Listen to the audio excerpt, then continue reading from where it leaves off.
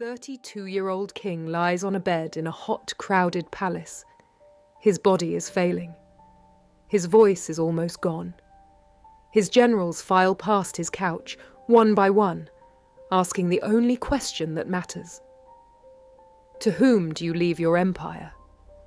He whispers something they can barely hear. In a single decade, this man marched from Greece to Egypt, through Persia, and into India. He never lost a battle. He built cities that still exist today. And when he died, his empire exploded into chaos. This is the life of Alexander III of Macedon, Alexander the Great. To understand Alexander, we have to start before his birth. The 4th century BC Mediterranean is a world of rival Greek city-states, Athens, Sparta, Thebes, and a kingdom many of them look down on as half-barbarian, Macedon. But Macedon has something they don't: King Philip II. Philip turns Macedon into a military machine, introducing the long spear phalanx, professionalizing the army, and beating the Greek city-states at their own game. By the time his son is born, Macedon isn't a joke anymore. It's the rising superpower of Greece. Alexander was born in the Macedonian city of Pella, likely on the 20th or 21st of July, 356 BC. His parents, Philip II of Macedon, and Olympias, a princess from Epirus, intense, religious, and fiercely ambitious for her son.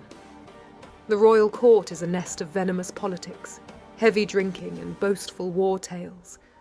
Alexander grows up amid hardened generals, gleaming weapons, and constant whispers about who will one day inherit his father's throne. Philip's love life is also statecraft. Every marriage is a diplomatic tool. Every new bride means new potential heirs.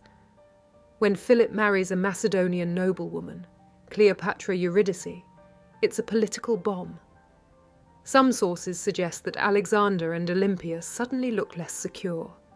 A new, more Macedonian heir might push Alexander aside. The court splits into factions. From the very beginning, Alexander learns a brutal rule. In Macedon, family can be the most dangerous enemy you have. Around the age of 13, Alexander gets a private tutor, and not just any tutor, but Aristotle himself, one of the greatest philosophers in history. As part of the arrangement, Philip even has Aristotle's ruined hometown, Stagira, restored. Under Aristotle's guidance, Alexander studies Homer's epics, especially the Iliad, the great Greek poem that tells the story of the Trojan War, heroic warriors like Achilles, and the brutal clash between pride, fate, and the gods. He also learns ethics and politics, and explores nature, science, and philosophy. Ancient writers say Alexander begins to see himself in Achilles, the legendary hero of the Iliad. He even keeps a copy of the epic, annotated by Aristotle, by his bedside. Fact, myth, and later hero worship are tangled here. But the core idea is likely true. Alexander grows up believing that extraordinary individuals can bend history, and that he might be one of them.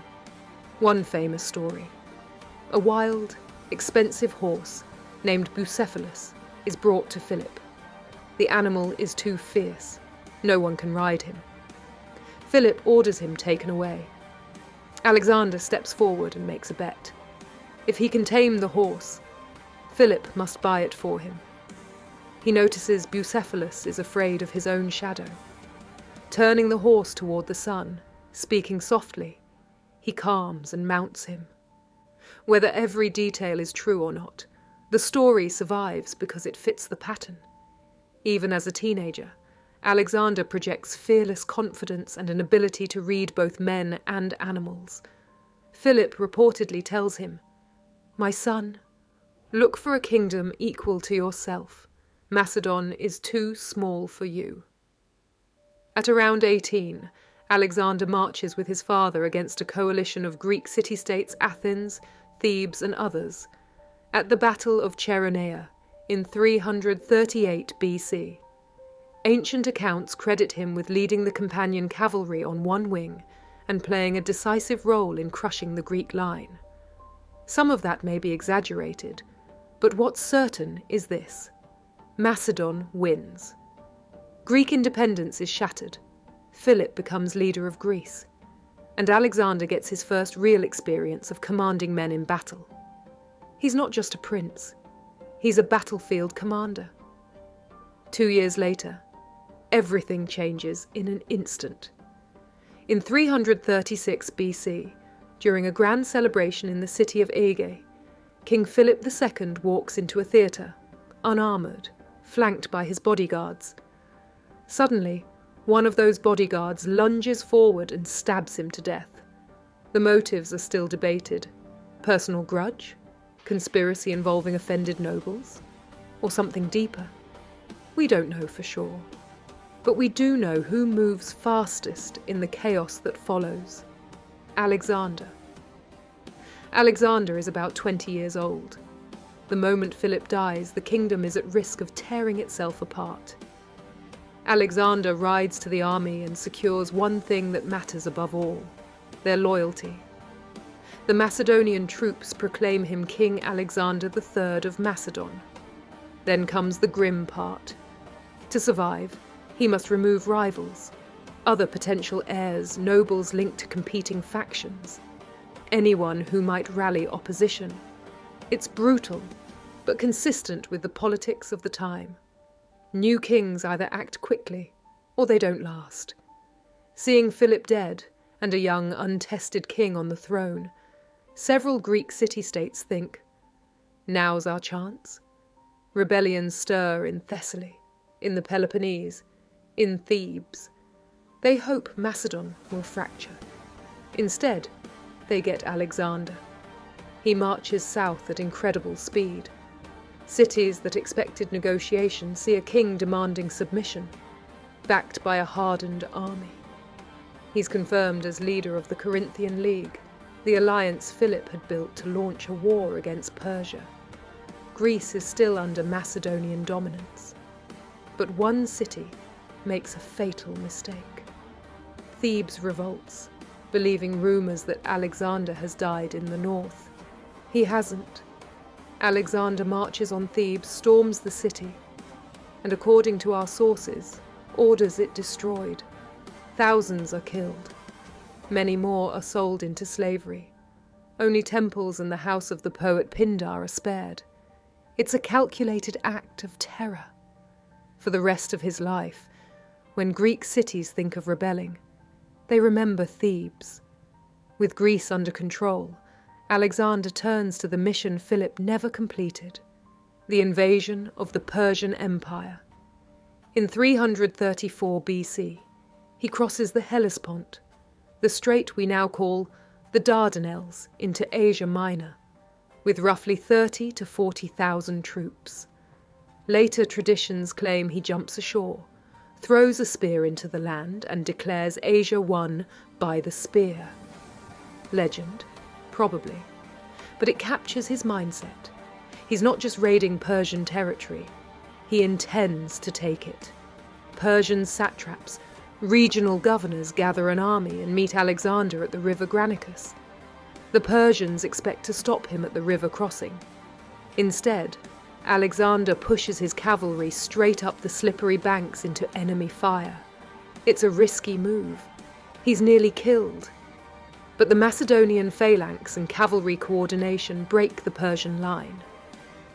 Result: Western Asia Minor falls under Macedonian control. Greek cities once ruled by Persia suddenly see Alexander as liberator or conqueror, depending on their views. A year later, Alexander gets what every ambitious warlord dreams of: a chance to face the great king of Persia himself, Darius III.